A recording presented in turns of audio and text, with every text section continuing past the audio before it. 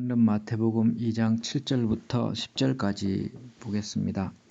이에 헤롯이 가만히 박사들을 불러 별이 나타난 때를 자세히 묻고 베들레헴으로 보내며 이르되 가서 아기에 대하여 자세히 알아보고 찾거든 내게 고하여 나도 가서 그에게 경배하게 하라. 박사들이 왕의 말을 듣고 갈새 동방에서 보던 그 별이 문득 앞서서 인도하여 가다가 아기 있는 곳 위에 머물러 섰는지라. 저희가 별을 보고 가장 크게 기뻐하더라. 아멘. 오늘은 동방 박사가 이제 예수님을 만나러 가는 여정입니다. 헤롯은 아주 강교한 사람이지요. 이 사람은 역사적으로 아주 왕위를 강교하게 찬탈한 사람이고 또한 이두메 사람이라 그랬습니다. 그러니까 유다 족속이 아닌 이방 족속이지요. 에돔 족속이라고 할 수 있습니다. 하여튼 로마의 황제로부터 왕을 수여받아서 유대인의 왕이 되었던 자인데 이가 자기 왕권을 지키기 위하여서 다른 왕이 세워지는 것을 보질 못하는 사람이에요. 그래서 다른 왕이 세워질 것을 예상하면은 죽이기 위해서 박사들을 불러가지고 왕이 태어난 때를 알고 싶어 했습니다. 그래서 별이 나타난 때를 자세히 물어봤어요. 박사들이 잘 가르쳐 줬겠지요. 자기들이 이제 동방에서부터 별이 이제 별을 보고 이렇게 쭉 찾아왔다고 그렇게 얘기를 하고 있습니다. 이 별은 천문학자들은 주로 창조과학자들은 우리가 지구가 수, 금, 지화, 목토, 천해명 이렇게 있잖아요. 그래서 그 중에 하나의 별을 지칭하는 이야기를 합니다. 예를 들어서 금성이라든지 또는 목성이라든지 이런 식으로 이제 별을 이야기를 하기도 합니다. 그런데 이제 그 멀리서 이제 별을 보고 왔다는 거지요. 그래서 그 별에 대해서 이야기를 자세히 해줬을 것입니다.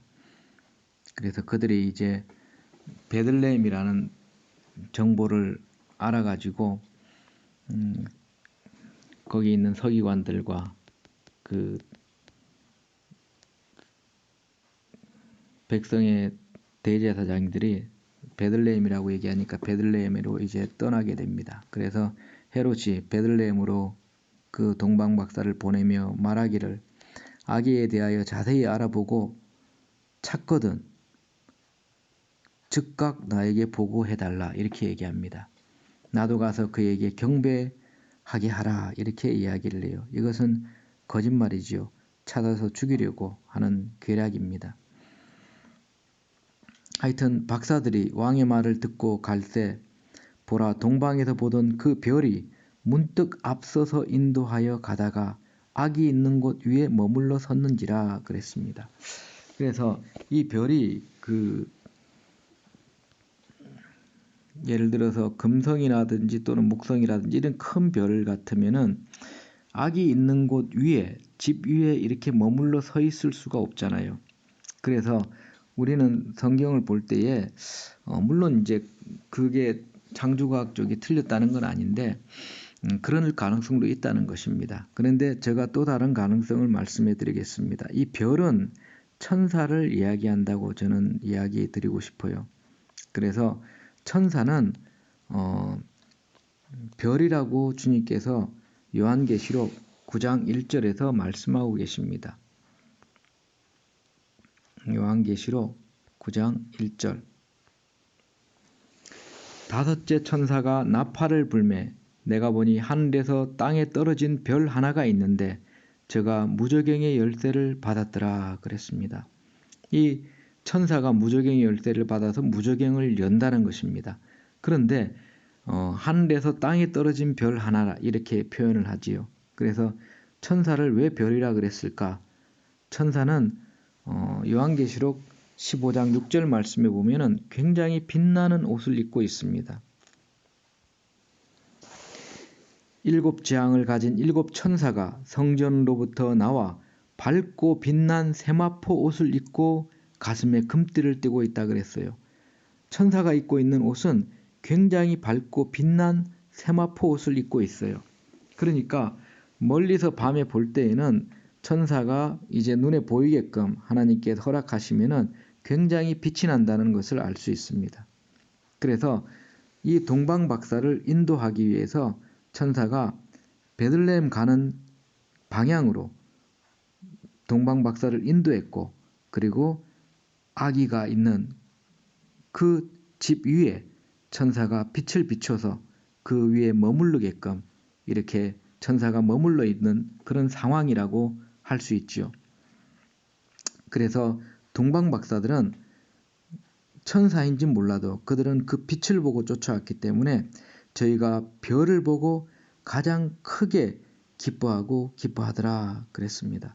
얼마나 먼 여정이었겠습니까? 바라고 원하는 경배의 대상을 찾아서 먼 여정을 왔던 것입니다. 인생에서 진리를 찾았을 때가 가장 기쁠 때였던 것 같습니다.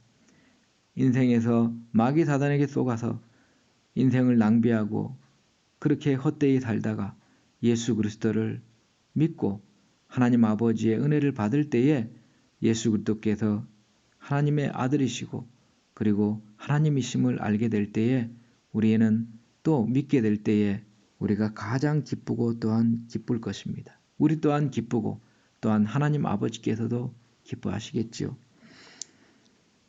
우리 인생의 캄캄한 먼 여정에 예수 그리스도를 경배할 수 있도록 믿음의 은혜를 주신 하나님께 오늘도 감사드립니다.